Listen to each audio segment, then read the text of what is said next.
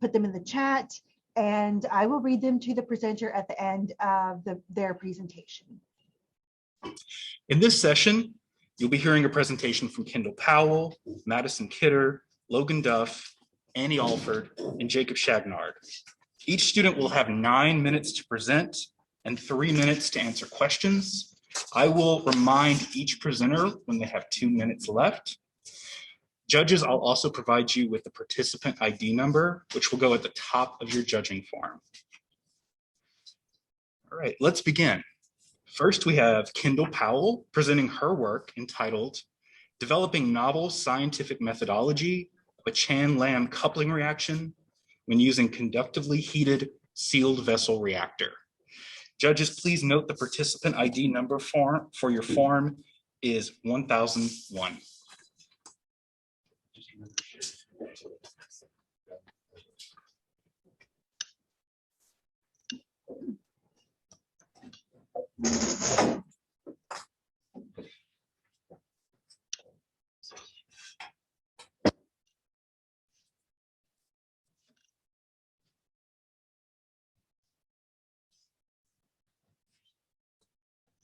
Good morning, everyone. My name is Kendall Powell, and this semester I developed a new technique of the Chan-Lamb coupling reaction using a heated sealed vessel. So the main problem that we have is sp3 carbons react very well with nitrogen bases. Oops. Yes, I don't have to do that.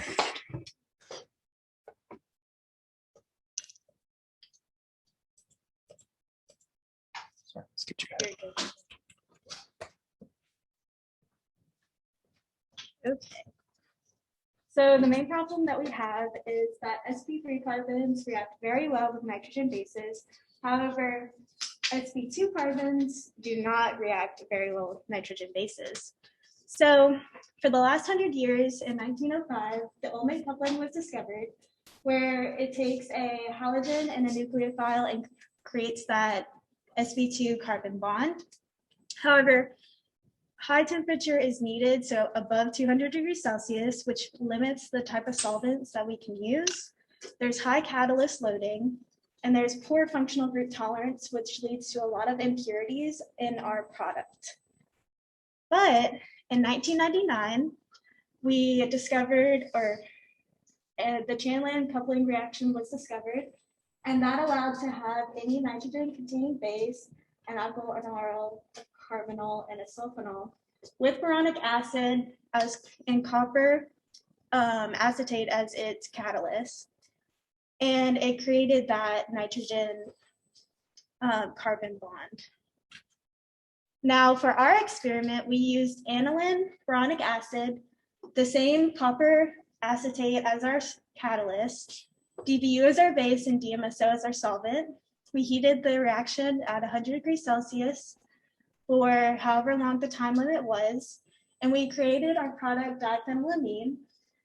And this reaction is used in open air, so it does not need an inert environment, and the oxygen actually facilitates the reaction by making it faster. Now, the advantages of this is that there's no excessive heating, which means that we can use a variety of solvents. The oxygen helps the reaction, again, no need for an inert environment. And there's high functional group tolerance, which means that we can use any nitrogen base as our nitrogen source. But the disadvantages is that traditionally this reaction takes 8 to 72 hours, which is not practical. And the current protocols for this reaction disregard green chemistry. And green chemistry is a 21st century technique that tries to limit waste on the environment. The first principle is to prevent waste. And because we use a smaller amount of solvent using the Chan-Lamb reaction, we help with that. And the fifth principle is benign solvents, and DMSO is a lot gentler on the environment. So therefore it's benign compared to the original dichloromethane solvent and the original Chan-Lamb reaction. So the biggest hindrance is the amount of time it takes for the Chan-Lamb reaction to be completed. So in our research, we investigated the use of a microwave reactor. Microwaves have been used in chemistry since the 1980s, and the first reactions were used in microwave ovens, which has many different disadvantages, including it's difficult to maintain control and temperature, and it's very dangerous because of the use of open containers and the overpressurization and explosions that can happen in these microwaves. However, the microwave reactor is a specialized instrument that has been made and it has safety controls to reduce these risks. It uniformly and rapidly heats up the reaction mixture, and it is used widely in chemistry and organic synthesis. So in addition to increasing temperature and maintaining it, it also increases and maintains pressure. So both of these factors increase the reaction rate, which decreases the amount of reaction time needed. So from 72 hours, we can do it in as little as 1 minute with the microwave reactor. So this is our little microwave reactor. It's super cute. The handle locks for its main safety feature. And I've talked about all this background, and this is our procedure. So we first introduced boronic acid and DMSO into a reaction vessel with a mini stir bar. We stirred until the boronic acid dissolves. We added our catalyst, aniline, and our base DBU into the reaction mixture and stirred until the solution was well incorporated. We put it in the microwave and heated it up at 100 degrees Celsius for however long the time trial was. And we took it out and prepared it for workup. So the first picture is the initial 1 minute, that blue color is from the copper acetate. The second picture has a graph where it has the pressure and temperature and the time it took on the bottom. This third picture is after 1 minute in the reactor, and the last picture is 1 hour of the reaction mixture being in the microwave. So for workup, we basically took the reaction mixture and 30 milliliters of hexane. Diphenylamine, which is our product, is dissolvable in hexane, but immiscible in water. And we added the HCl so that it dissolves all the aniline, DBU, and all of our starting products. We then, because of the differences in density, hexane floats, so we drained off the bottom layer that contained all of the impurities, and we did 3 30 milliliter water washes. And after each wash, we discarded the aqueous layer, the bottom layer, which included water-soluble impurities. And then we filtered the organic layer because there usually was still some insoluble impurities at the bottom. So one of the ways we characterize is through TLC. We bought a commercially made diphenylamine product. We dissolved it in hexanes and we used it as our kind of like a way to compare whether or not we made pure compound. So we spotted the two products on a TLC plate.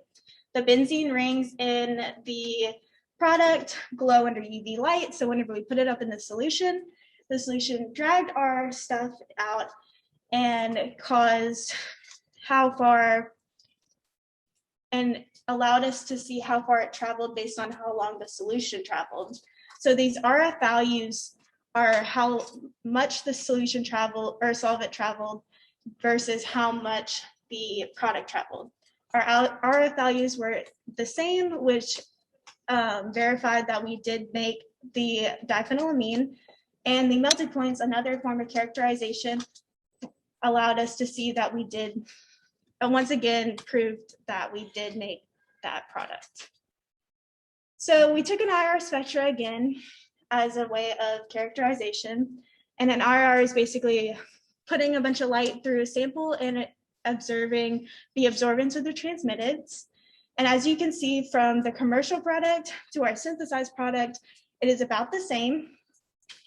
And each of those little markers at the bottom showed us where the peaks were at the wavelength numbers. And those peaks show the different stretches of the different bonds. And most of our wavelength numbers were the same, if not very similar. Like once again, proving that we made our product. And for each of the trials, we took a % yield and we repeated the experiment 3 times for every trial, averaged it out to remove human error. And so we decided that 30 minutes was our ideal time limit for the time trials, because it jumped all the way up till 30 minutes, but at 60 minutes, it only jumped to 6.5 or 6%. So because of that, we decided that for maximum yield and maximum time and energy efficiency, that 6% was not worth it to keep in line with the green chemistry principles. All right, that's time. Any questions for Kendall? Yep. Any limitations to the microwave reactor? Not in the experiment that we had. Basically, we could have used different types of temperatures, different solvents, everything. But for our reaction, it was a perfect fit for the microwave reactor. Can you repeat the questions of those new audience in here? Yes. Thank you.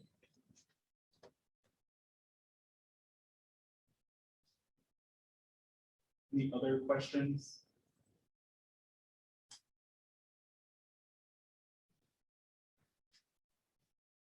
None from our Zoom participants. Was this your last slide? I have one question.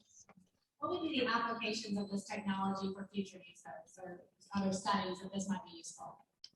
This is very useful for industry and also for if a professor would like to have this in an experiment in a lab, or even just learning how to use a microwave reactor. This experiment is a great experiment for that.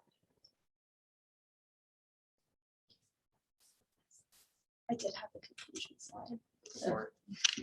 That was it. Any other questions for Kendall? All right, thank you so much, Kendall. Great work.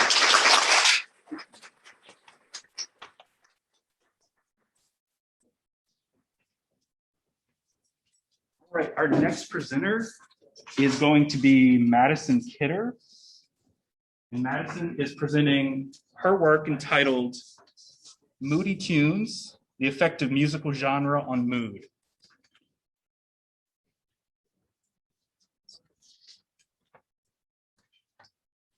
You want to share your screen, please?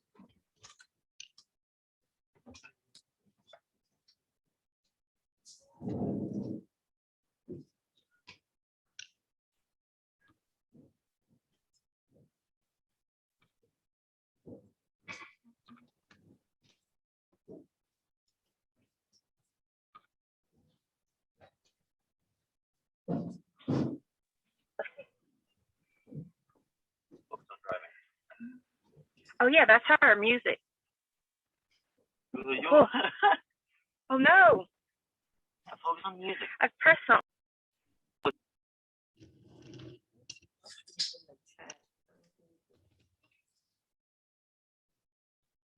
Oh, apologies.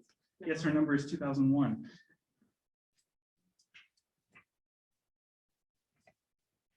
Good morning. My name is Madison Kidder, and today I would like to start out my presentation by asking you all a question that I found myself asking at the beginning of last semester as I was trying to think of what I could do for my Psych 4017 research project. And that question is this: do you think that music can change your mood? Well, why don't we try and see?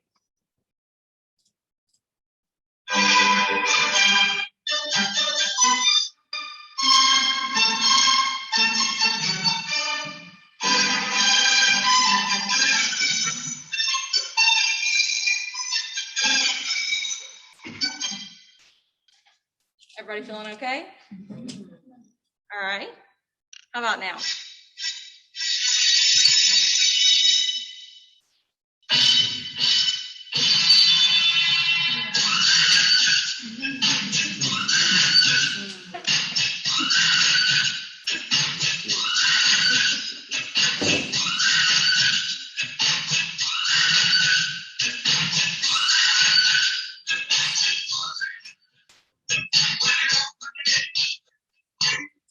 Okay, now that I've got everyone's attention and got myself a little pumped up about this presentation, I'm going to explain what my research questions were when I thought about music and mood and what I wanted to find out.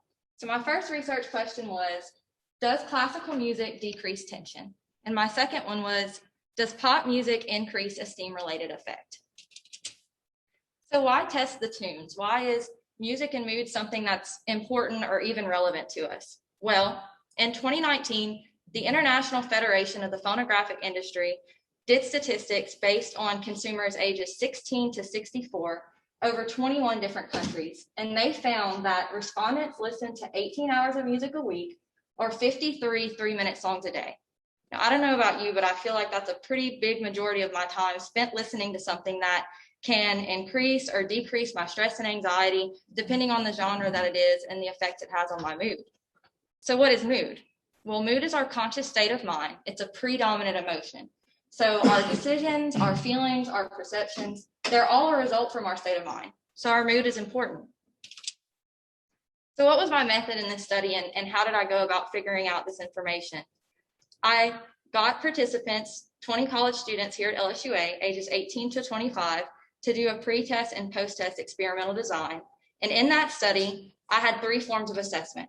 So my first form of assessment was an informed consent. In it, I included my purpose, the procedure, and let my participants know that they were doing this on a voluntary basis. I also gave them the information to contact me and the supervisor of the study if they had any questions or concerns regarding participating in the research. The second assessment that I gave them was a demographic survey. I wanted to know my participants' gender, age, ethnicity, as well as how many hours of music they listened to in a day. And the final and most important assessment that I used in my study was my mood assessment, which I chose to use the abbreviated profile of mood scale. So moving into my procedure, the first thing that I had my participants do was read and sign an informed consent. Next, they were separated into 2 groups based on random assessment. My first group was taken into a room on campus where they completed their demographics and their first abbreviated profile of mood scale. I then played them 10 minutes of pop music and asked them to complete the same mood scale again. I then debriefed them on the study, gave them the opportunity to ask me any questions, and dismissed them and brought in my second group. Now, my second group completed the exact same process again, except I played them 10 minutes of classical music instead of pop music. So what was I thinking when I looked at these questions and what did I expect to happen? So for my first question of would classical music decrease tension, I hypothesized that it would in fact decrease tension. And for my second question of would pop music increase a steam-related effect, I hypothesized that it would. So in these 2 charts here, you can see that these were the demographics of my survey. So in the first table, the gender of my survey was majority male. I had 70% and 30% female. And then you can see the ages that participated in my study. I had a majority of that 18 to 20-year-old range. About 1/4 of my participants were in the 21 to 23 range. And then I had a smaller fraction that were in the 24 to 25 range. In these charts, you can see what really helped me to answer my research question. This was my real results. So in the first table, I have my group 1, which was the group that listened to classical music, and their pre and post-test scores for tension. And as you can see, their pre-test score was higher than what their post-test was. And then in my second table, I have my second group, which was the group that listened to pop music, and their scores for a steam-related effect reflected the same thing. Their pre-tests were higher than their post-tests. So does classical music decrease tension? Well, when I did a 2-sample t-test assuming equal variance out of 0.1 with 90% confidence interval on the pre and post-test scores, I found no statistical significance in this data, regardless of how the charts in the previous slide may appear. It was a T of 18 at 1.16 and a P of 0.26. So my hypothesis that classical music would decrease tension was disproven by the data that I collected. And in looking at my second question, does pop music increase a steam-related effect? I performed the same type of t-test, equal variance at a 0.1 with a 90% confidence interval, and also found no statistical significance. It was a T of 18 at 0.87 and a P of 0.39. So my hypothesis that pop music would increase a steam-related effect was disproven by the data that was collected. However, when I conducted an additional analysis, I found that there was a significant difference between those of my participants who identified as Black or African and white in their post-test scores for overall mood. It was a T of 1.76 at a negative 3.14 and a P of 0.007. So this data kind of gave me the idea that maybe different ethnic groups respond to music differently, which I think would be something interesting to pursue in further research. So the emotional state of the participants in this study was impacted by their choice to be in an environment with certain music, which was similar to a study that I read about done by Gergen, where he concluded that students' main reasons for listening to music were enjoyment, emotional state, and close environment. So some limitations that I found within this study. The population of my study was limited to students at LSUA only, so I couldn't really get a super broad group of people. I would have liked to have more people. That's something that I would suggest in future research. The second factor to consider is that the room on campus, although it was private and the door was closed, you were still able to hear outside noise that was going on within the building, which could have interfered with my participants' listening experience. Another factor to consider is time. 10 minutes of listening to music may very well not be enough time to truly impact the mood, which is something I think future research should look at as well. How long do you have to listen to a certain genre of music for it to truly impact your mood? Another factor was that I played the music through the phone speaker, which couldn't have been loud enough for all the participants to hear well. For future research, I would suggest implementing headphones or, again, in a soundproof room. I would also suggest to future research that you use a different scale. I found the brief mood inspection scale by John D. Mayer to be pretty interesting because it looks at specific correlations in mood. So like arousal calm or positive tired. These would be interesting to see with music and mood. Another thing I would find to be interesting in future research would be looking at different genres. I chose pop and classical because they seem to be broad ends of the spectrum to me, but seeing many other genres would be interesting as well. And another thing that I think future research could benefit from implementing is to have participants conduct other activities while listening to the music to see if their performance of those activities improves or disimproves. Here's the references to all of the work that was used when I was creating my literature review and finding out information on these topics for my study, as well as in the PowerPoint that you see today. Thank you so much for listening, and I can take any of your questions at this time. Any questions for Madison? Yes, sir. Do you remember which specific songs were picked for classical music? So the question is, which songs were picked for classical music? So I chose I chose them based on Googling what were the most popular classical songs. So it was two songs that came to be 10 minutes long, and it was a popular one by Beethoven and another popular one by Mozart. I don't remember the exact names. And then for pop music, I chose 3 of the top pop songs that were on the charts during the time that I did the study. Yes, ma'am. I apologize if I missed this, but in your survey that you took of your participants before you played them the music, did you happen to ask if they prefer pop music or classical music, or like what is their favorite genre? I'm just wondering if that might have an effect on it as well. So the question, sorry, was whether Madison surveyed the respondents about their favorite music choices prior. I didn't ask them that, but I really wish I would have. That is a very interesting aspect to consider in that. Yes, sir. I think it'd be interesting to for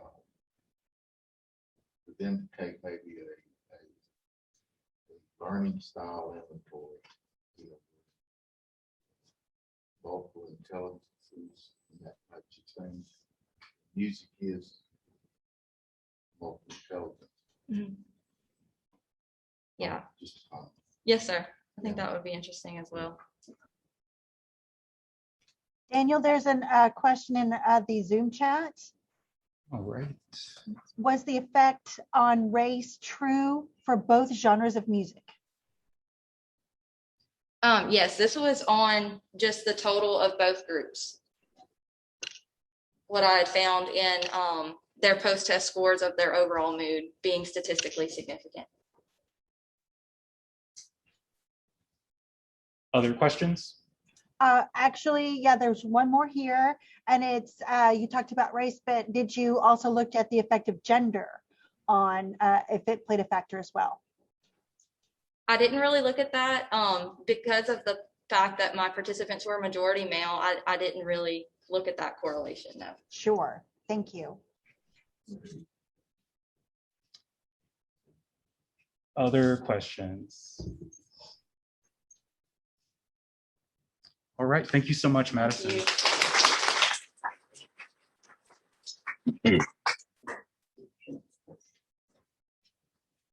And our next presenter is going to be Logan Duff. Logan's presentation is To Share or Not to Share, a study on the effects of social media on self-esteem in college students. And the number is 2002.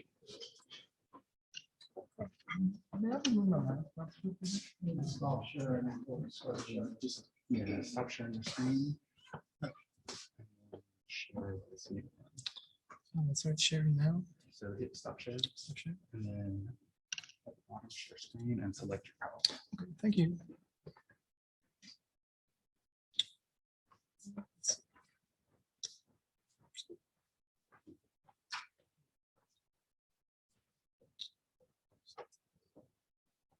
So I'm trying to find what is presented from here. Can you that's not the one? Go to the bottom bar. Or Oh. that works. Sorry, guys. We'll get there in a second. All right, so hello, everyone. My name is Logan Duff. This is a study I conducted last fall as part of advanced research methodologies course. And it's called To Share and Not to Share, a study on the effects of social media on self-esteem in college students.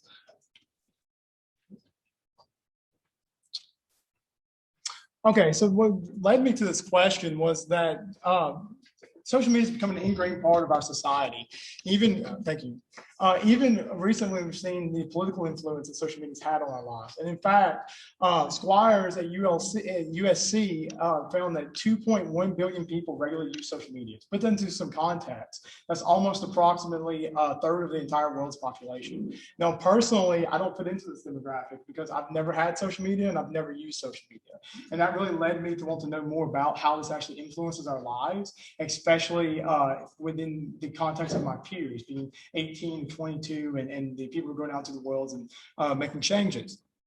And so to assess this, I had to narrow down how I could, here at LSUA, actually research this issue. And so the research question I devised was, will a deviation in social media use result in a significant change in self-esteem? And the hypothesis I developed to answer that question was that a decrease in social media use will create a significant increase in a person's self-esteem. So I had several assessments I used in order to do this on this campus. And I used random convenient sampling to gather my participants. I had 17 of them. They were age ranges 18 to 30. They were all enrolled at LSUA.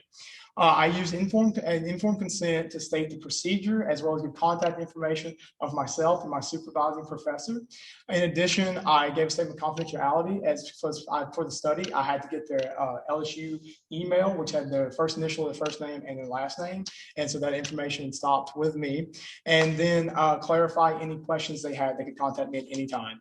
I also mentioned a demographic survey. That survey included age, race, and gender. But additionally, for the purposes of my study, I included time on social media per day, and this number was derived from the individual's cell phones and the data logs that showed which websites they visited. So it was an objective metric. The self-esteem assessment I went with was a Rosenberg self-esteem scale, or RSE, as you'll see it throughout the rest of my presentation. I went with this because it has the highest internal validity and the simplest form of grading the metric, and therefore I thought it was the most efficient for the time constraints I had as doing this as part of the course. For actually implementing the procedure, it was fairly straightforward. There was a single subject pre-post test design. So I administered a Google form that contained an informed consent that the participants had to fill out in their email before they could continue with the study. I mentioned this before, as well as a demographic survey. Following that, though, they had a statement of honesty. This was my assessment for them to verbally guarantee, electronically instead of verbally guarantee that they would try their best to adhere to a code of ethics as far as following the assessment in earnest and abstaining from social media for 72 hours in between the pre-test and the post-test. And that was where my variability was coming from my data set. So it was important that that the students had some way of saying that I'm going to be honest about this and continue with the study. The participants then completed the RSE pre-test, which was the first time they will take it. Then they abstained from social media for 72 hours. This was cleared in the instructions within the form they were completing. An automated second Google form was then sent to the respondents 72 hours later. And this way, the students could answer the first pre-test at any time at their convenience. And it also enabled me to put QR codes around the campus, enabling people to take the form remotely without having to have a set time and place to initiate the participation in the experiment. Following that, they took the second post-test, and that data was sent to me on an Excel sheet. Then a debriefing session was held 2 weeks later to address anybody who wanted consultation to know where they fell within the scope of the averages I found, but no specific data was given about any other student than the one I directly interacted with. I conducted it via Zoom, and I conducted it via one-person waiting rooms. So to come in, I would admit them, we would consult, then I would ask them to leave once they had answered all the questions, and the next person would come in, and almost everybody who participated in my study actually ended up attending that debriefing session. So that was a really learning experience for me as well. My actual demographic information I got, as you can see, was not reflective of a larger populace. I had an 82% white respondent rate and an 83.3% female respondent rate. I'll get into why this is a limiting factor in just a moment. But right now, for the actual statistical results, my pre-test scores, I had an average of 15.4 for the self-esteem score.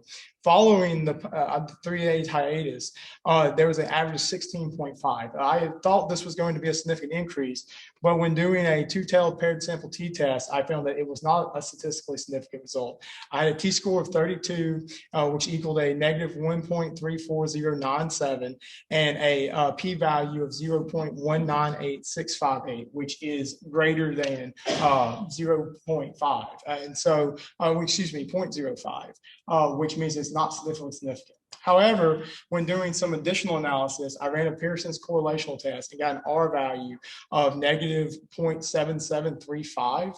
And this shows a linear trend, but I wasn't sure if this was accurate. So I ran a regression analysis to confirm that correlation and got an R of 16 was equal to 0.00278, and my p-value was less than 0.05 and the F statistic.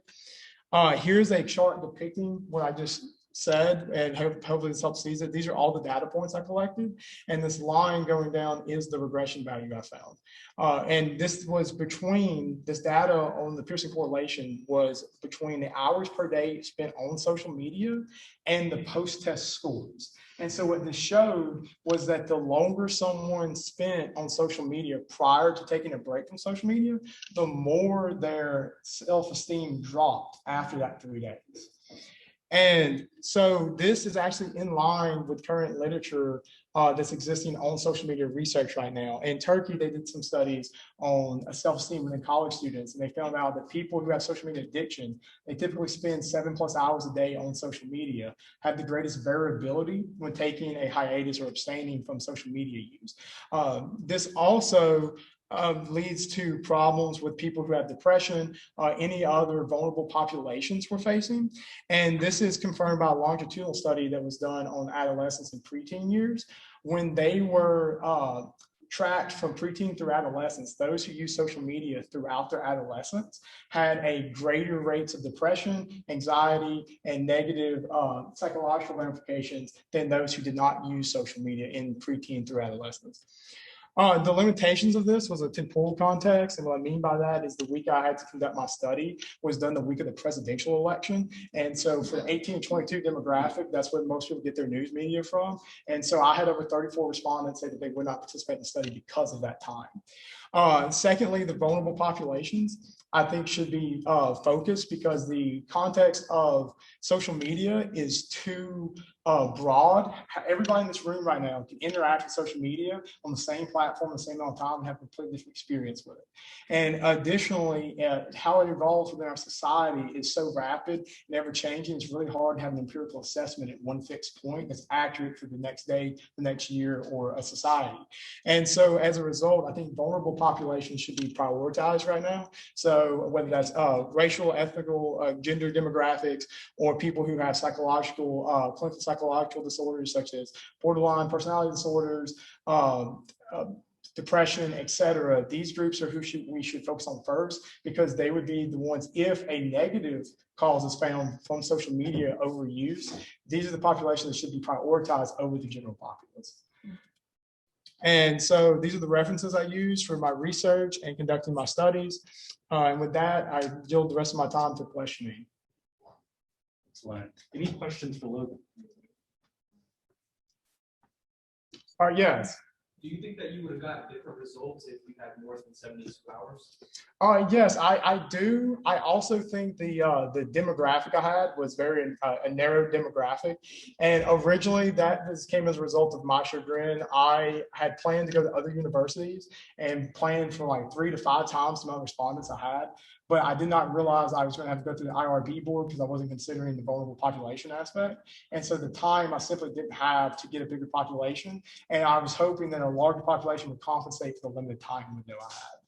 So the question was whether 72 hours was a limiting factor. Other questions? Yes. If you were to continue this, how would you reach the vulnerable population, like more vulnerable population?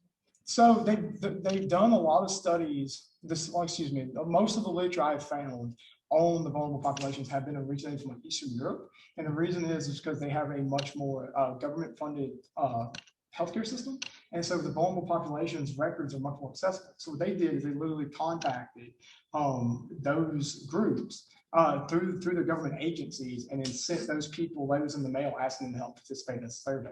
And so here in America, like privatized healthcare system, I think the best way to do it would be to start at psychiatric facilities and still take vulnerable populations and have that. But you have to navigate that very carefully with the ethics we have and make sure it was done correctly and efficiently. But I think that's the best way to have efficacy in accomplishing that task. Thank you for that question. Other questions? We have a couple in the Zoom chat, please. Okay. First question, what are some factors you believe may make getting us on social media a different experience from one person, from another person? What may make getting on social media a different experience from another person's experience? I think one thing is that social media is an algorithm-based platform. And so my operative definition for social media was any internet website that used communication that was not scholarly based and had social profile systems. And so as a result, anything Twitter, Facebook, any of these things, Snapchat, et cetera, means that you're involved in something that is validating you in an emotional sense, in a self-esteem context, as well as all factors of psychological implications, particularly now with COVID, that we've been distant from people for so long that the majority of our interpersonal relationships have been conducted over social media and digitized forms for the past year and a half now. And so as a result, how integration into an algorithm-based communication system and what you're exposed to is completely out of your hands. And so as a result, what we take away from it is not just the problem, but what we're being presented is different. So it's not just a factor of the same people taking away the same things from different things from the same image. It's that different people are getting different images on the same event. And so that's creating a polarization in a lot of ways, I think. All right, so that is the time for questions. Thank you so much, Logan. Thank you.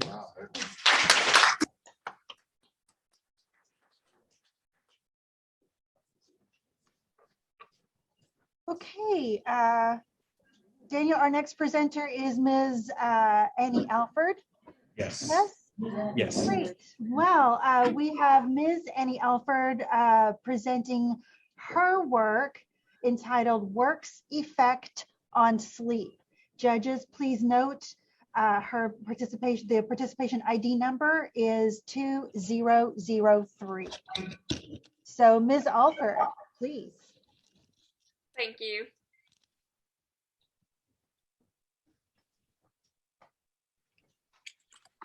So hello faculty, fellow presenters, and fellow classmates. Welcome to my presentation, which is entitled Work's Effect on Sleep. Before we begin, I would like to briefly introduce myself. My name is Annie Alford, and I'm a senior at Louisiana State University at Alexandria through the online psychology program. I am graduating in May with a Bachelor of Science in Psychology and plan to continue my education at the University of Louisiana at Lafayette for clinical and mental health counseling. I currently serve as LSUA's Psychi President and am an active member of the Psychology Club. In my free time, I enjoy reading, drawing, painting, and getting ahead in my studies. Concerning this research project, sleep is a nightly reoccurrence where a person's eyes are closed and they are not worrying about anything other than rest. Sleep is vital to maintaining a clear mind and steady schedule, but sleep disruption has become more evident in society today for people ranging in age, gender, and race. The question that this research aims to answer is whether there is any correlation between the number of hours a person works and the number of hours a person sleeps. We will now review the variables and hypotheses. The first hypothesis is employees who work fewer hours get more sleep than those employees who work more hours. The second hypothesis is employees that are older get less sleep per night than those employees that are younger. There are two sets of variables that are essential to answering the stated research question, such as part-time work, which is spending 11 to 39 hours a week in the workplace, and full-time work, which is spending 40 or more hours a week in the workplace. Secondly, the amount of sleep per night is either 1 to 5 hours or 6 to 9 hours.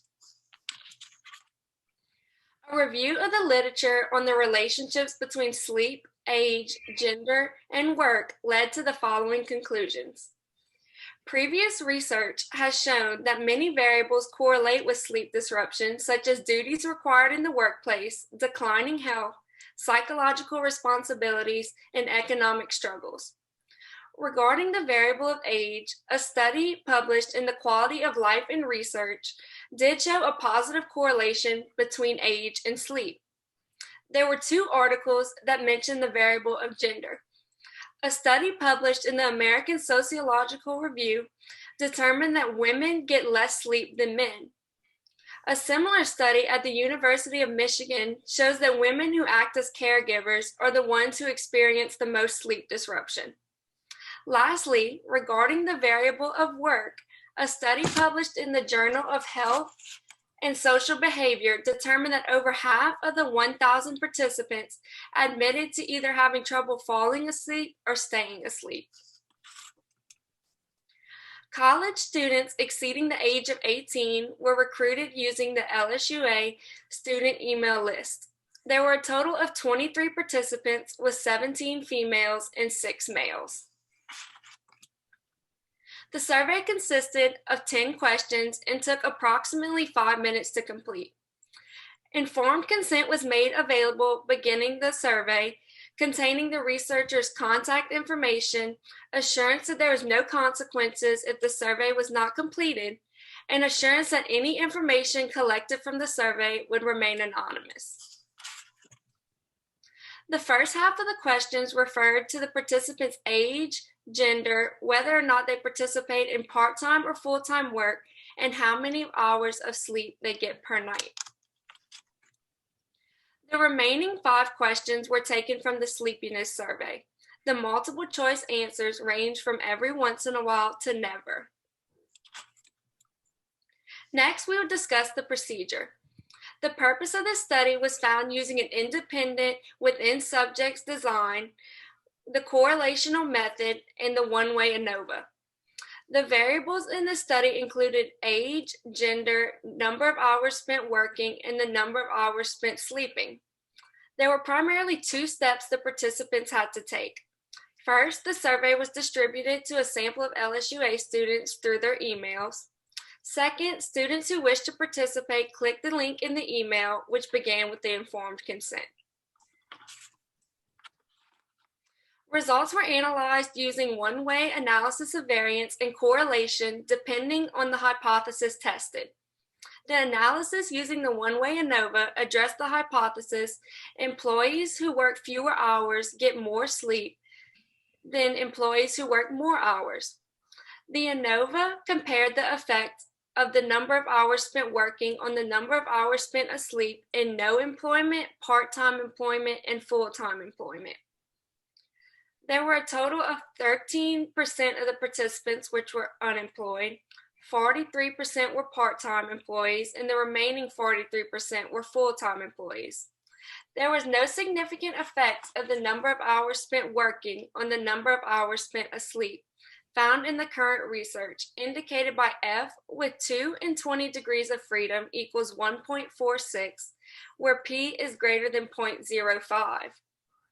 The descriptive statistics are shown in Table 2, and the ANOVA is shown on Table 3 on the right side of the slide. The analysis using the correlation coefficient examined the hypothesis employees that are older get less sleep than those employees that are younger. A correlation coefficient assessed the relationship between the number of hours spent asleep and age. Hours spent asleep and age showed almost no relationship, indicated by R with 21 degrees of freedom equals 0.01, where P is greater than 0.05. Although no significant results were found in the ANOVA or correlation, it is important to note that there were potential confounding variables that could have impacted a person's quality of sleep, such as waking up throughout the night and not being able to fall back asleep, jerking of the legs, and how long it takes to fall asleep originally. These confounding variables were not addressed in the previous studies included in the literature review. However, the opposite spouse's sleeping habits had a significant impact on the quality of sleep in the past research. Although the findings from the present study may not have supported previous research, they do raise a question about what could possibly be causing people to not get quality of sleep at night. If age and the number of hours spent working do not impact the number of hours spent sleeping per night, what other variables could be causing this significant effect? This study did not address that question with absolute clarity, but further research does have the ability to examine that topic. By addressing the potential confounding variables with a clearer understanding, developing a stronger testable hypothesis, and developing a more effective experiment design, future studies can find clearer answers to the causes why someone may receive less sleep per night than other individuals. This is the conclusion of my presentation. I would now like to open up the floor for questions. We have one. Great job, Amy. Thank you so much. Thank you. We have an in-person question. Perfect.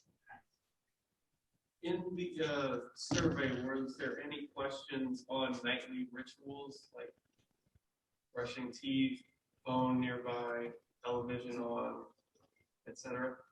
So you got it. There were no questions like that in the survey, but that would have been something great to include because I know that the blue light from our phone screens does have a very big impact on falling asleep at night. So that is definitely something that I think future research should address.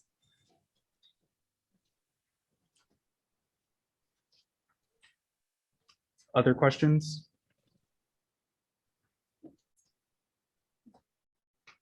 No questions here in Zoom. All right, that's it here too. Thank you. Thank you. Next, we have Jacob Chanyard presenting matching game using buttons. Judges, please note the participation ID number is 400. Wait, hold on, Michelle. Sure. That's a different group. We're only. Oh, yeah. Hello. Do I need my camera on? Yes. Yes, please, Jacob, turn your camera on and you'll need to share your screen with your presentation, but we need to let the folks in the room get settled. Okay. Green sites and then one. All right. Okay. Should be able. Number is 400. 400? Yes. We were ready on this end too, Michelle, whenever you are. Okay. Okay. Okay. All right, Jacob, please begin now. All right. My name is Jacob Shagnard, and I'm here to present a matching game using buttons. Now, a short description of what this program does is that there are 6 colored squares: red, blue, green, yellow, purple, and orange, and there are buttons assigned to the center of these squares. You need to click on them to make them match the correct color. And the way this happens is it assigns these rectangles to an array and these buttons to an array, and it randomizes the buttons in a different order and includes a set on action method to actually swap the position of these buttons. Adds pain and get children events to actually update the swappings happen. So just a small explanation of some of these things. For loops create their own variable, have a condition, and perform an action based on this condition. And this is used in the program, which I will show at the end of these slides. So in the example here, has for int I equals 0, where I is less than a certain number, it adds on to I and then performs code under it. It stops once the middle statement here is no longer true. A set on action just performs an action when something is clicked. And arrays hold multiple values into a single variable. So right here, int rectangles has 6 numbers, 0 through 5, and it initializes them using a for loop. And here is just a look at what the set on action event looks like with for loops and a swapping method. And for more things that are used in this program, an if statement performs an action if something is equal to a certain value. It also performs else statements if this value is not true. Swapping methods are used to actually swap things because, funny enough, you can't just set something equal to something else because that's not how the program works. And key is used to find a certain value in arrays. So I believe that's it for, that's it for that. I'm gonna transfer over to NetBeans to show you exactly what you're looking at. All right, so you can see this, correct? Not yet. No, you can't. Okay. You can see it now? Yes, we can see it now. Okay. So for the start of the program, it creates a rectangle, sets its width, height, and its X and Y positions. Stroke and fill are just the outline of the rectangle, which is black and red. And it also sets the center of these rectangles. And it does the same thing. The only difference here is that the color is different and the position is different. Then it initializes them into an array. Then to make the buttons, just adds a button, the background color, which is red, and the border, which is black, and sets its distance. So that's the only different things with these buttons. Then it adds them into an array and also adds a complicated for loop with nested if statements to try and randomize the buttons in this order with a swapping method at the end. And then it adds a little update for each time a button is clicked. And that's all you really need to know.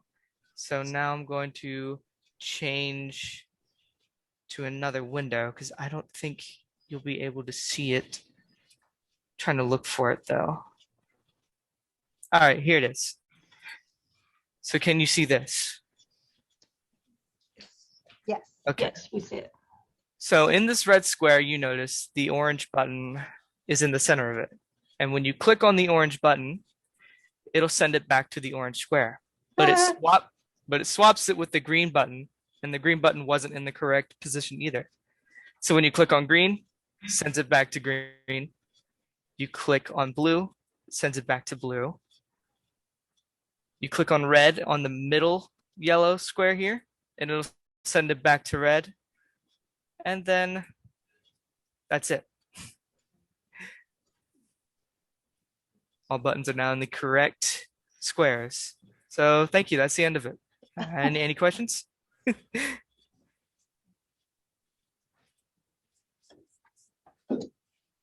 questions? Yeah. What was the time that took to program that? Did you hear that, Jake? Yes, sir. The time it took for the most part making the rectangles and the buttons wasn't hard. The hardest part was actually getting the program to randomize the buttons, because sometimes it would work and then sometimes the buttons would just end up on the correct square while some of them are randomized. It took a very long time to figure that out. It's still not perfect either. Jacob, we have a question here in the Zoom. What applications might use this type of programming? What applications might use this type of programming? This could be made for, well, the only thing I was thinking of when making this was developing a video game or simple video games, because that's something that I was always interested in. That's good deal. Good deal. Yes. Anything else? Have you ever considered the role this may have in educational assessment, like the school age? Did you hear that? What did he say? He asked if you considered the role this might have in educational assessment for children, especially at the preschool age. Well, it could teach ways to match the name of a color to the visual part of it, and it could also teach functions of the Java program, because this program utilizes Java and its functions in a very relatively easy manner, I would say, except for the randomizing part.